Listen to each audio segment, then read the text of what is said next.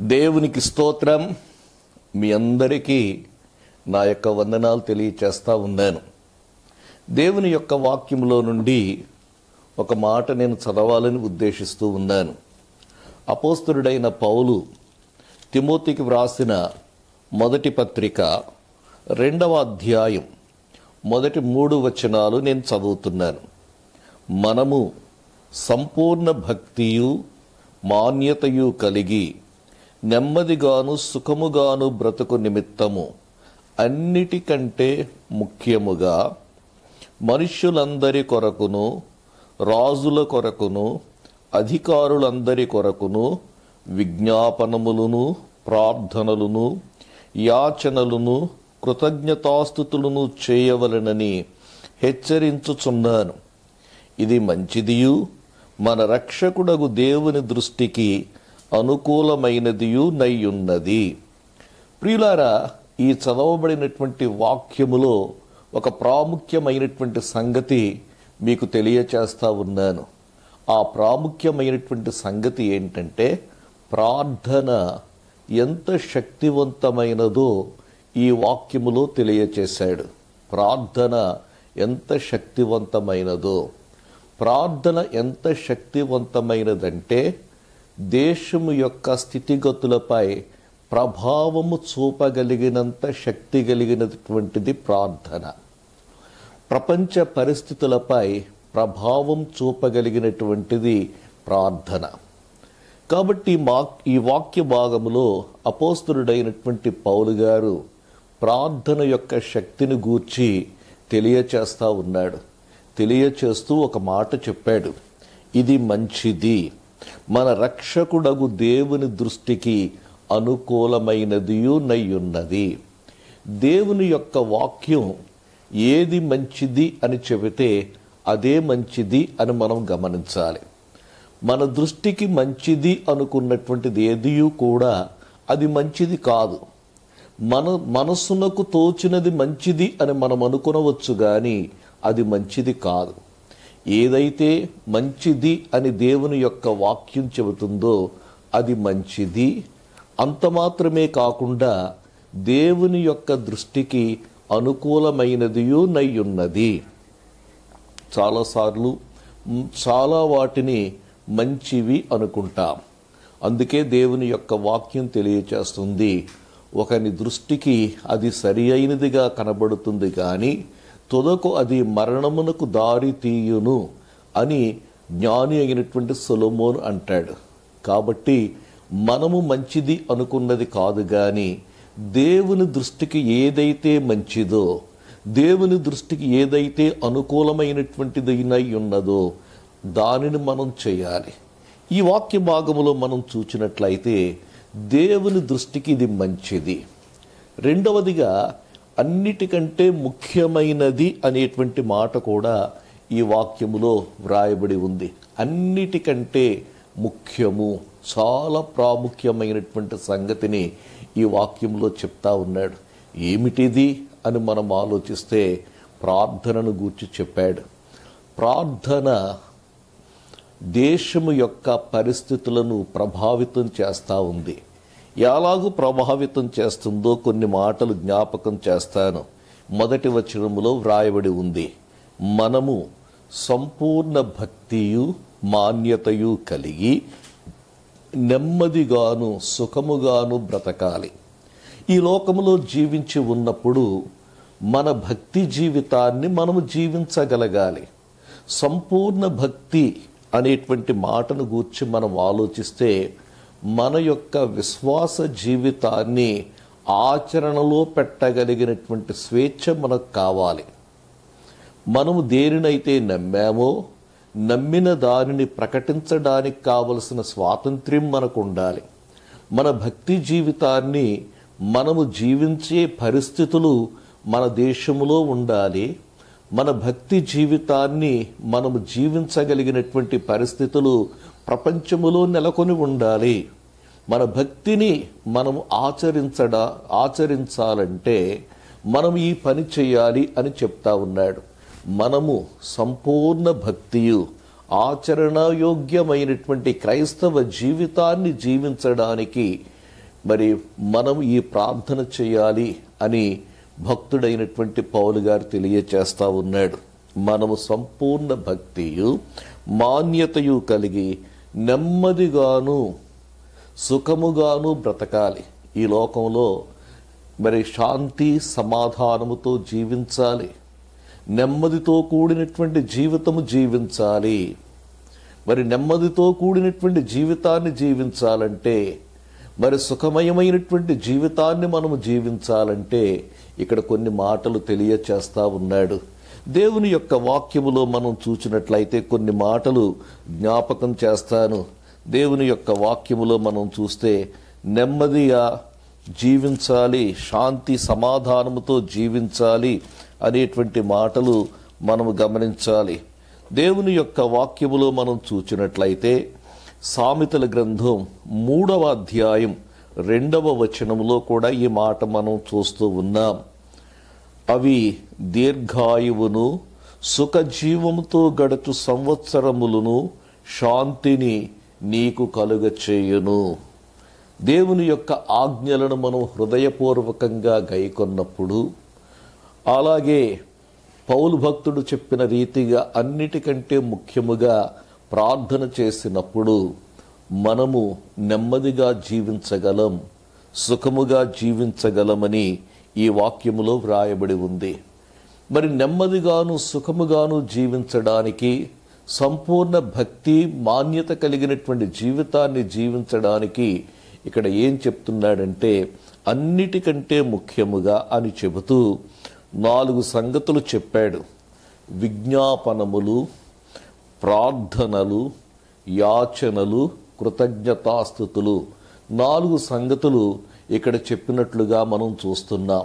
ప్రార్థన చెయ్యండి అని చెప్పలేదు కానీ అన్నిటికంటే ముఖ్యముగా మనుష్యులందరి కొరకును, రాజుల కొరకును, అధికారులందరి కొరకును మీరు చేయవలసింది ఏంటంటే ప్రార్థనలు, విజ్ఞాపనలు, యాచనలు, కృతజ్ఞతాస్తుతులు మీరు చెయ్యాలని చెప్పి నేను హెచ్చరించుచున్నాను అని చెప్పన్నాడు. ప్రియులారా, ఇక్కడ ఈ మాటలు కొన్ని గమనిందాం. ఈ 4 గూర్చి మనం ఆలోచన చేద్దాం. ప్రార్థనలు, యాచనలు, విజ్ఞాపనములు, కృతజ్ఞతాస్తుతులు. ఈ 4 గూర్చి మనం ఆలోచిస్తే మనకు ఒక సంగతి జ్ఞాపకం చేసుకోవాలి. బైబిల్ గ్రంథంలో ప్రార్థనను గూర్చి మనం ఆలోచించినప్పుడు ధూపము అనే దానికి సూచనగా ఉన్నట్లుగా మనము చూస్తూ ఉన్నాం. కీర్తనకారుడు ఈ విధంగా చెప్తాడు. కీర్తనల గ్రంథానికి రండి. కీర్తనల గ్రంథం 141వ కీర్తన. 141వ కీర్తనలో 2వ వచనాన్ని నేను చదువుతున్నాను.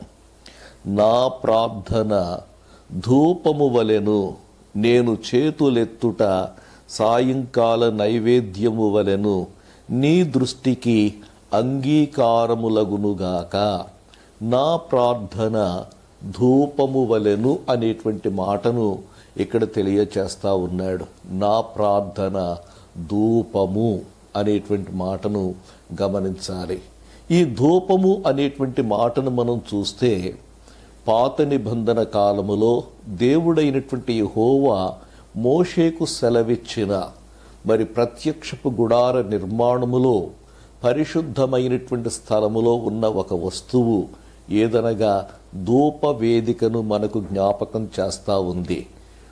పరిశుద్ధ స్థలములో సన్నిధి రొట్టెల బల్ల ఉంది, ధూపవేదిక ఉంది, దీపవృక్షము ఉంది.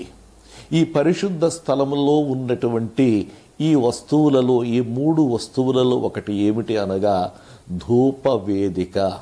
ఈ ధూపవేదిక మీద ధూపము వేయాలి. ఏమి ధూపము వేయాలి అని మనం ఆలోచిస్తే దేవుడైనటువంటి యెహోవా మోషేకు సెలవిచ్చాడు. పరిమళ ధూప ద్రవ్యమును తయారు చేయమని చెప్పాడు. ఆ మాటలు మీకు జ్ఞాపకం చేస్తాను. పరిశుద్ధ గ్రంథం నుండి నిర్గమాకాండం గ్రంథానికి వస్తే ఈ మాటలు మనం చదువుతాం. నిర్గమాకాండము గ్రంథం 30వ అధ్యాయం 34 వచనాన్ని నేను చదువుతున్నాను.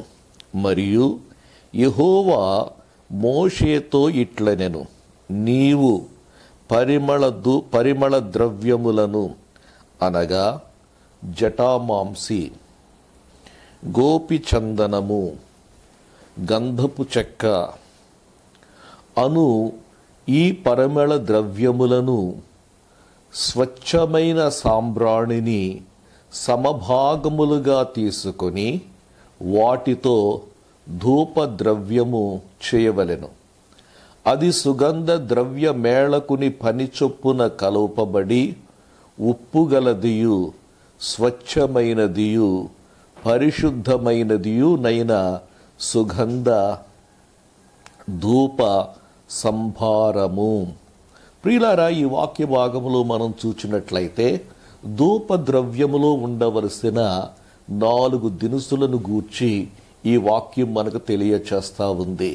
ధూప ద్రవ్యము, ధూప వేదిక మీద వేయవలసిన ధూప ద్రవ్యము అది పరిమళమైనటువంటిదని, ఈ పరిమళమైనటువంటి ధూప ద్రవ్యమును ఏ దినుసులతో చేయాలో ఇక్కడ ఈ వాక్య భాగములో మరి దేవుడు మోషేకు సెలవిచ్చినట్లుగా మనము చూస్తూ ఉన్నాం. 1 జటామాంసి, 2 గోపిచందనం, 3 గంధపు చెక్క, 4 సాంబ్రాణి. ఈ 4 కూడా సమభాగములుగా ఉండాలి అనేటువంటి మాటను ఇక్కడ మనం చూస్తున్నాం.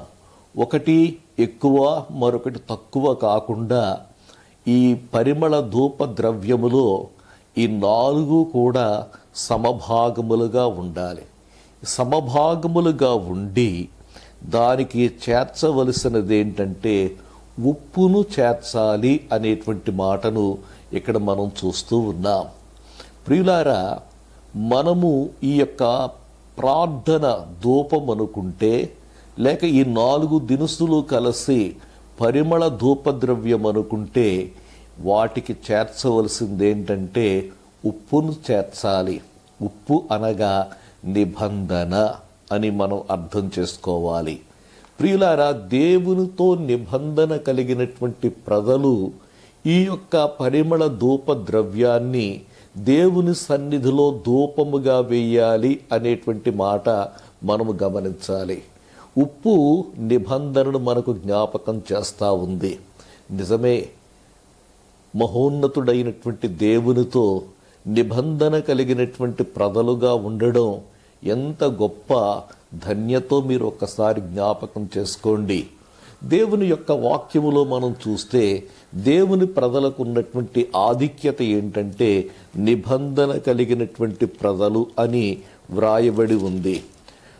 ఈ వాక్యాన్ని మీకు జ్ఞాపకం చేస్తాను. రోమీయులకు రాసిన పత్రిక 9వ అధ్యాయం 4వ వచనాన్ని నేను చదువుతున్నాను. ఈ 4వ వచనములో వారికి ఉన్నటువంటి ఆధిక్యతలను గూర్చి దేవుడు తెలియచేశాడు. దేవుని ప్రజలుగా పిలువబడిన ఇశ్రాయేలు ప్రజలకు కలిగినటువంటి ఆధిక్యతలు. వీరు ఇశ్రాయేలీయులు, దత్తపుత్రత్వమును మహిమయు నిబంధనలను ధర్మశాస్త్ర ప్రధానమును అర్చనారాధులను వాగ్దానములను వీరికి ఉన్నటువంటి గొప్ప ఆధిక్యత ఏంటంటే చాలా మాటలు చెప్పాడు. ఈ మాటల్లో ఒక ప్రాముఖ్యమైనటువంటి మాట మనం చూస్తున్నాం, నిబంధన. దేవునితో నిబంధన చేయబడినటువంటి ప్రజలు, నిబంధన కలిగినటువంటి ప్రజలు అనేటువంటిది మనము గమనించాలి. ప్రియులారా, ఈ కాలములో ఉన్నటువంటి యేసుక్రీస్తు రక్తమును ఆశ్రయించిన ప్రజలు కూడా నిబంధన కలిగినటువంటి ప్రజలు అని నేను మీకు జ్ఞాపకం చేస్తా ఉన్నాను. ఎఫెసీయులకు రాసిన పత్రికలో ఈ మాట వ్రాయబడి ఉంది. ఎఫెసీయులకు రాసిన పత్రిక 2వ అధ్యాయములో ఈ మాట మనం చదువుతాం. 12వ వచనాన్ని నేను చదువుతున్నాను. ఆ కాలమందు ఇశ్రాయేలుతో సహపౌరులు కాక పరదేశులను, వాగ్దాన నిబంధనలు లేని పరజనులను, నిరీక్షణ లేని వారును లోకమందు దేవుడు లేని వారునయ్యుండి క్రీస్తుకు దూరస్తులయ్యుంటిరని జ్ఞాపకము చేసుకొనుడి. అవును, ఒకప్పుడు అంటే అన్య జనాంగముగా ఉన్నప్పుడు, క్రీస్తు రక్తమును మనము ఆశ్రయించనప్పుడు మనము నిబంధన లేనటువంటి ప్రజలం. ఇప్పుడైతే ఎవరైతే యేసుక్రీస్తు కార్చిన పరిశుద్ధమైన రక్తమందు విశ్వాసముంచి ఆశ్రయించారో వారంతా కూడా ఏంటంటే నిబంధన కలిగినటువంటి ప్రజలు. ఈ నిబంధన కలిగినటువంటి ప్రజలంగా మనం ఏం చేయాలంటే ఈ యొక్క పరిమళ ధూప ద్రవ్యాన్ని మనము ధూప వేదిక మీద మనము అర్పింపవలసినటువంటి వారమై ఉంటూ ఉన్నాం. ఈ 4 దినుసులను గూర్చి మీకు జ్ఞాపకం చేశాను కదా. మరి నిర్గమాకాండము గ్రంథం 30వ అధ్యాయములో చెప్పబడినటువంటి ఈ 4 దినుసులను గూర్చి మనం చూస్తే, ఇవి మొదటిది జటామాంసి. ఈ జటామాంసి అనేటువంటిది ఒక చెట్టు బెరడు నుంచి స్రవించిన ద్రవము అయ్యుంటూ ఉంది. ఒక చెట్టు బెరడు నుండి స్రవించిన ద్రవము. రెండవది గోపి చందనము. గోపి చందనము అది ఎర్ర సముద్రపు ఒడ్డున దొరికేటువంటి ఒక చిన్న గవ్వ వంటిది లేక నత్త వంటిది. ఈ నత్త వంటి దానిని తీసుకొని దానిని పొడి చేసి దానిని ఏం చేసేవారంటే సువాసన కొరకు, పరిమళ వాసన కొరకు ఈ యొక్క పరిమళ ద్రవ్యములో దానిని చేర్చేవారు. మూడవదిగా గంధపు చెక్క. ఈ చెక్కను ముక్కలు ముక్కలుగా చేసి పొడి చేసి దానిలో కలిపేవారు. నాలుగవదిగా సాంబ్రాణి. ఒక చెట్టును ఘాటు పెట్టుట ద్వారా, ఒక చెట్టుకు ఘాటు పెట్టుట ద్వారా దానిలో నుండి వచ్చిన జిగురు వంటి పదార్థమే ఈ సాంబ్రాణి. ఈ 4 సంగతులను గూర్చి, ఈ 4 దినుసులను గూర్చి మనం ఆలోచిస్తే ప్రార్థన ఏ విధంగా ఉండాలో ఇక్కడ తెలియచేస్తా ఉన్నాడు. చెట్టు బెరడు నుండి స్పాంటేనియస్గా పెళ్ళుబికి వస్తున్న ఆ ద్రవము ఎలాగైతే ఉంటుందో అలాగే దేవుని సన్నిధిలోనికి వెళ్ళినప్పుడు మన హృదయములో నుండి ఆరాధనా భావం పెళ్ళుబికి రావాలనేటువంటిది నేను తెలియచేస్తా ఉన్నాను. పెళ్ళుబికి రావాలి. రెండవదిగా మనం గమనించినట్లయితే గోపి చందనము. గోపి చందనము అనగా ఒక జీవి అది ఏమవుతుందంటే తన ప్రాణం పెడుతుంది. అది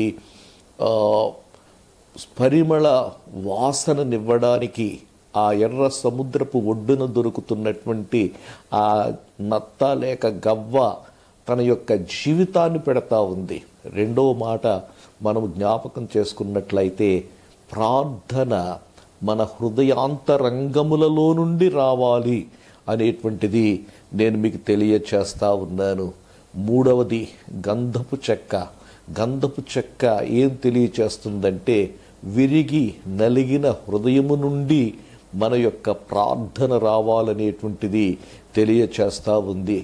సాంబ్రాణి అనగా మన హృదయానికి కలిగినటువంటి, మన జీవితంలో కలిగినటువంటి గాయముల నుండి ఆ యొక్క ప్రార్థన రావాలనేటువంటి మాటను తెలియచేస్తా ఉంది. ఈ 4 దినుసులు కూడా సమభాగములో ఉండాలనేటువంటిది నేను మీకు తెలియచేస్తా ఉన్నాను. ఒక ఆయన చెప్పాడు, ప్రార్థనలో 4 అంశాలు ఉండాలని చెప్పాడు. ఆయన చెప్పినటువంటి మాట కూడా ఈ సందర్భంగా తెలియచేస్తున్నారు. ఆయన చెప్పినటువంటి మాట ఏంటంటే, మరి ఇంగ్లీష్ భాషలో ACTS, ఏ అనగా అడోరేషన్ అంటే ఆరాధన ఉండాలి, ప్రార్థనలో దైవారాధన ఉండాలి.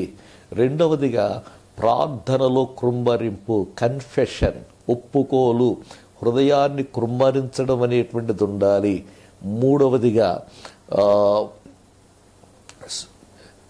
టీ అనగా థ్యాంక్స్ గివింగ్ అనగా కృతజ్ఞతా భావం, విరిగి నలిగిన హృదయంతో దేవుని సన్నిధిలో కృతజ్ఞత.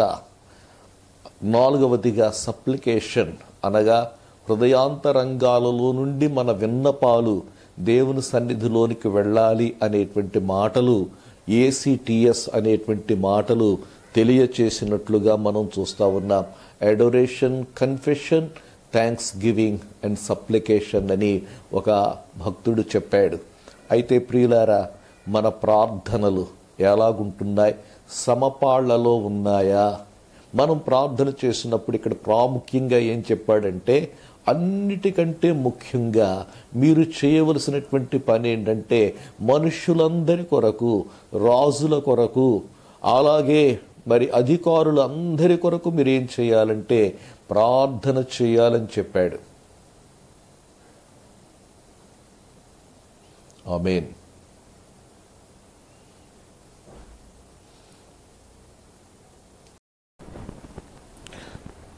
అన్నిటికంటే ముఖ్యముగా మనుష్యులందరి కొరకును, రాజుల కొరకును, అధికారులందరి కొరకును విజ్ఞాపనములను, ప్రార్థనలను, యాచనలను, కృతజ్ఞతాస్తుతులను చేయవలెనని హెచ్చరించుచున్నాను.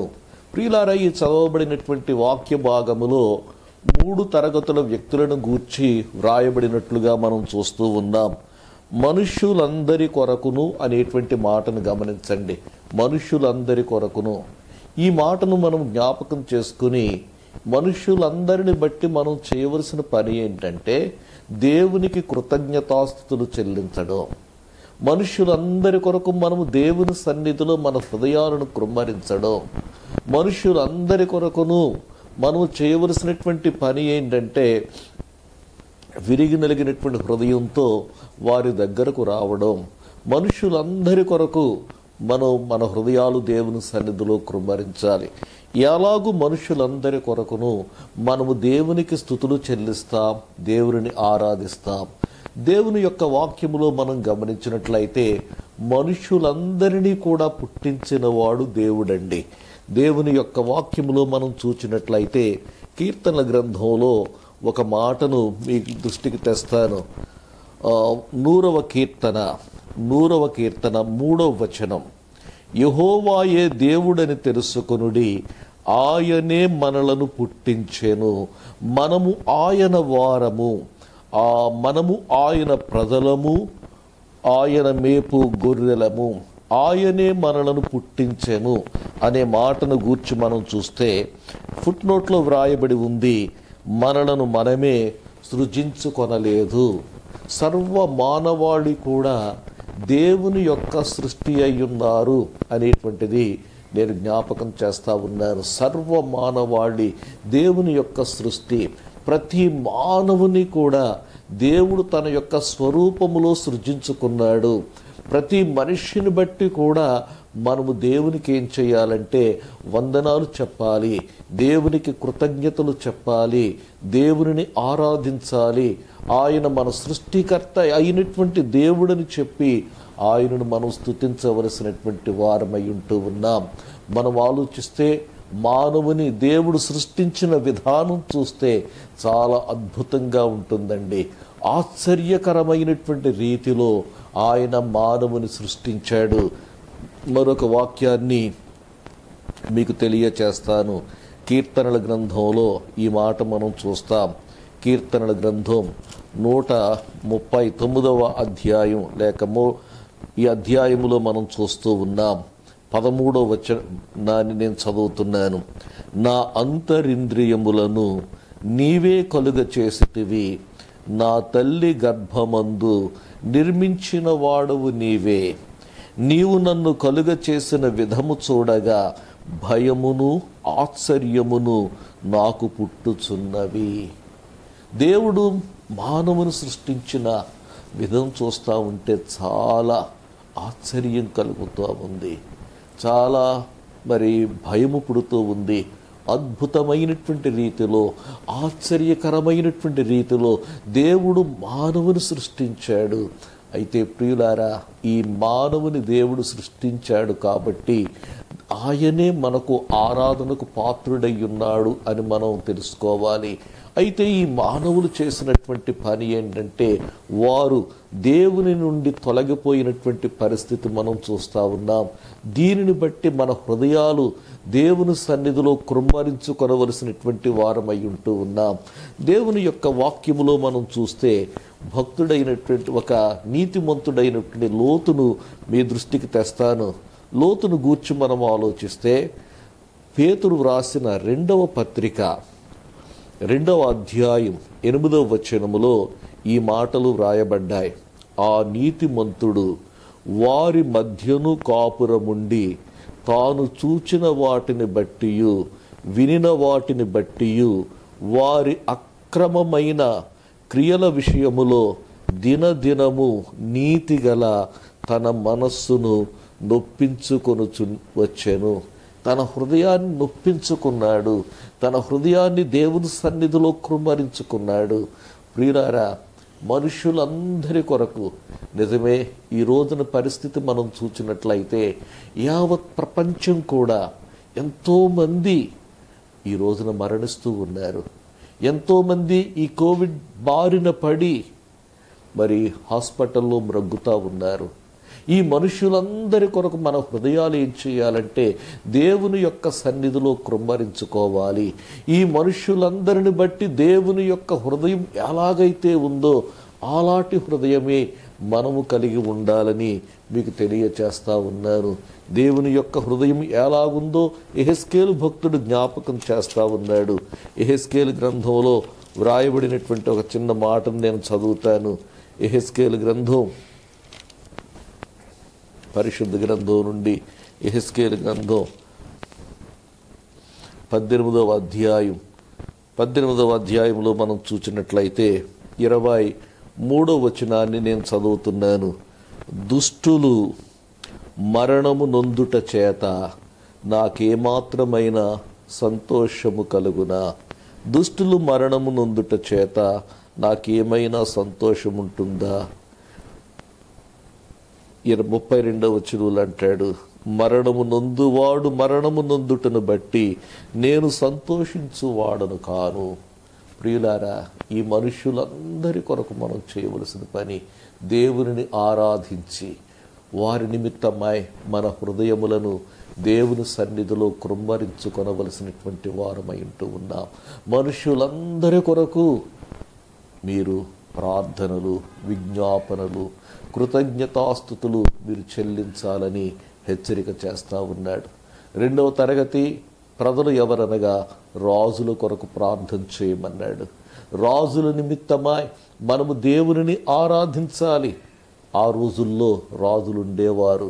ఈ రోజుల్లో అయితే ప్రభుత్వాలు ఏర్పడ్డాయి, ప్రజాప్రభుత్వాలు ఏర్పడ్డాయి, అధికారములో ఉన్నటువంటి అధినేతలు ఉన్నారు.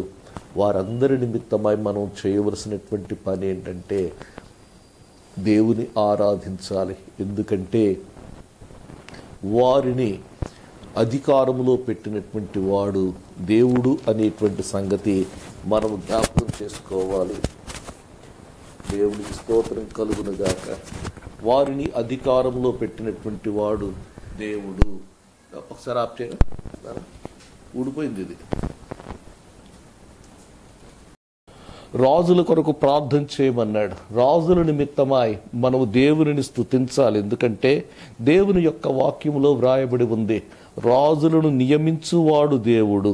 దేవుని యొక్క వాక్యములో మనం గమనించినట్లయితే దానియేలు గ్రంథంలో ఈ మాటలు మనం చూస్తూ ఉన్నాం. దానియేలు గ్రంథం 4వ అధ్యాయం 26వ వచనం 2వ భాగాన్ని నేను చదువుతున్నాను. సర్వోన్నతుడగు దేవుడు మానవుల రాజ్యము పైన అధికారి అయ్యున్నాడనియు తానెవనికి దానిని అనుగ్రహింప నిశ్చయించునో వానికి అనుగ్రహించుననియు నీవు తెలుసుకోవాలి అని దేవుడు తెలియచేస్తా ఉన్నాడు. మహోన్నతుడగు దేవుడు, సర్వోన్నతుడైనటువంటి దేవుడు మానవుల రాజ్యముల పైన అధికారి అయి ఉన్నాడు అనేటువంటి మాటను మనం చూస్తూ ఉన్నాం. 5వ అధ్యాయం 21వ వచనములో మనం చూస్తే ఈ విధంగా వ్రాయబడి ఉంది, మహోన్నతుడగు దేవుడు మానవుల రాజ్యములలో ఏలుచు ఎవరిని స్థాపింపగోరునో వారిని స్థాపించునని అతడు తెలుసుకొను వరకు అనేటువంటి మాట కూడా ఇక్కడ మనం చూస్తున్నాం. దేవుడు నియమించాడు, దేవుడిని ఆరాధించాలి. వారి నిమిత్తమై వారు ఎన్ని శ్రమల గుండా, సమస్యల గుండా వారు వెళుతున్నారో గ్రహించి వారి నిమిత్తమై మన హృదయములను కృమ్మరించవలసినటువంటి వారమై ఉంటూ ఉన్నాం.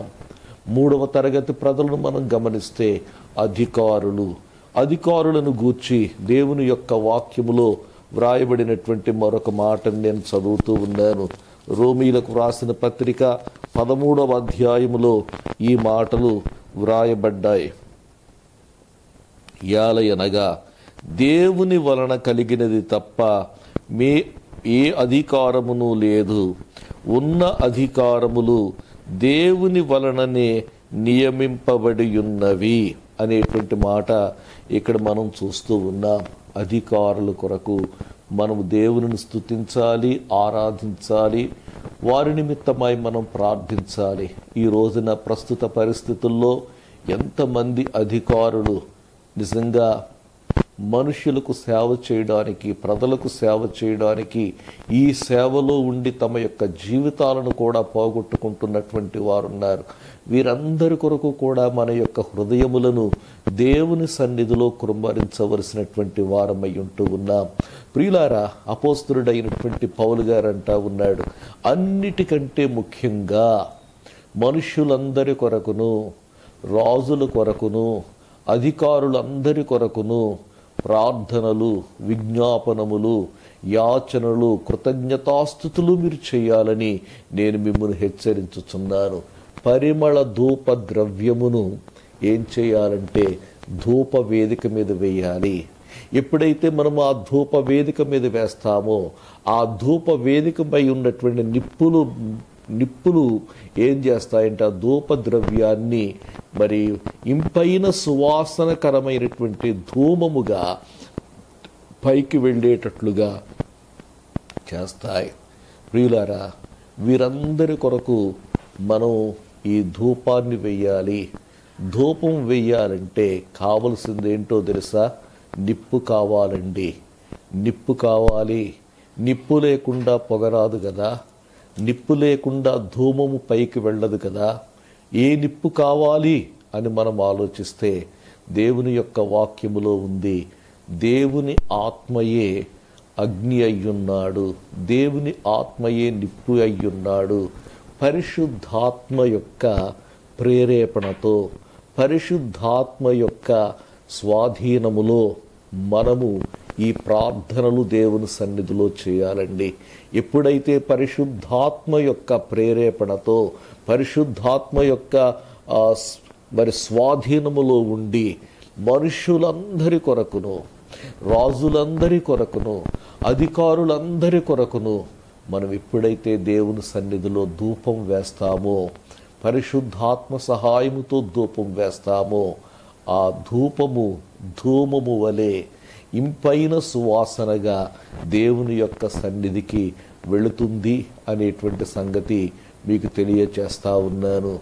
ఈ ధూపం ఏం చేస్తుందంటే ప్రపంచ పరిస్థితులపై ప్రభావం చూపిస్తూ ఉంది, దేశ పరిస్థితులపై ప్రభావం చూపిస్తూ ఉంది. కాబట్టి ప్రియులారా, కొద్ది నిమిషాలు దేవుని సన్నిధిలో మనము ఈ ధూపం వేద్దాం.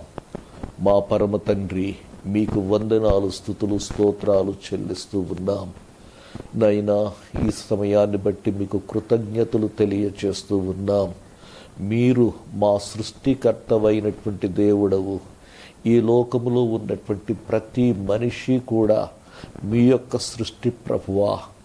మమ్ములను మేము సృష్టించుకొనలేదు తండ్రి, మీరే మా సృష్టికర్తవైనటువంటి దేవుడవు. మమ్ములందరినీ కూడా మా తల్లుల గర్భములలో నిర్మించిన వాడవు నీవు తండ్రి. మా సృష్టికర్తవైనటువంటి దేవుడవు ప్రభువా. నాయనా, ప్రతి మనిషిని కూడా తండ్రి నీ పోలికలో, నీ స్వరూపములో నీ స్వహస్తములతో నీవు నిర్మించుకున్నావు ప్రభువా. మీకు వందనాలు, స్తుతులు, స్తోత్రాలు చెల్లిస్తూ ఉన్నాం నాయన. ప్రతి ఒక్కరూ తండ్రి, ఏ దేశస్థులైనా కావచ్చు నాయన, ఏ జాతి వారైనా కావచ్చు, ప్రతి ఒక్కరూ కూడా తండ్రి నీ యొక్క పోలికలో నిర్మింపబడినటువంటి వారు ప్రభువా. ఒక్కసారి నాయన మీరు జ్ఞాపకం చేసుకోండి ప్రభువా. ఈ భయంకరమైనటువంటి దినాల్లో తండ్రి తమ విలువైనటువంటి ప్రాణములను కోల్పోతున్నటువంటి ప్రజలున్నారు తండ్రి నాయన. అనేక మంది దుస్తత్వములోనే ఉండి చనిపోతున్నటువంటి వారు ఉన్నారు నాయన. జీవప్రదాత అయినటువంటి నిన్ను ఎరుగకుండా జీవమైన నీలో నుండి వేరుపరచబడినటువంటి వారై తమ యొక్క జీవిత యాత్రలను చాలించుకుంటున్నారు. యేసయ్యా, ఒక్కసారి మీరు జ్ఞాపకం చేసుకోండి నాయనా. ఒక్కసారి మీరు జ్ఞాపకం చేసుకోండి ప్రభువా. నాయనా, ఈ లోకంలో ఉన్నటువంటి ప్రజలను నాయన, దేశాల్లో ఉన్నటువంటి ప్రజలందరి కొరకు ప్రార్థన చేస్తున్నా. మా దేశం, ఇండియా దేశం కొరకు ప్రార్థన చేస్తున్నాం నాయనా. పాశ్చాత్య దేశాల కొరకు ప్రార్థన చేస్తున్నాం. 5 ఖండాలలో ఉన్నటువంటి ప్రజలందరి కొరకు నాయనా మేము ప్రార్థన చేస్తున్నాం ప్రభువా. కనికరించండి నాయనా, కనికరించండి ప్రభువా. నాయనా, దేశాధినేతల కొరకు ప్రార్థన చేస్తూ ఉన్నాం. అవును ప్రభువా, ప్రతి దేశంపై ఆ నేతలను నియమించిన దేవుడవు నీవు తండ్రి.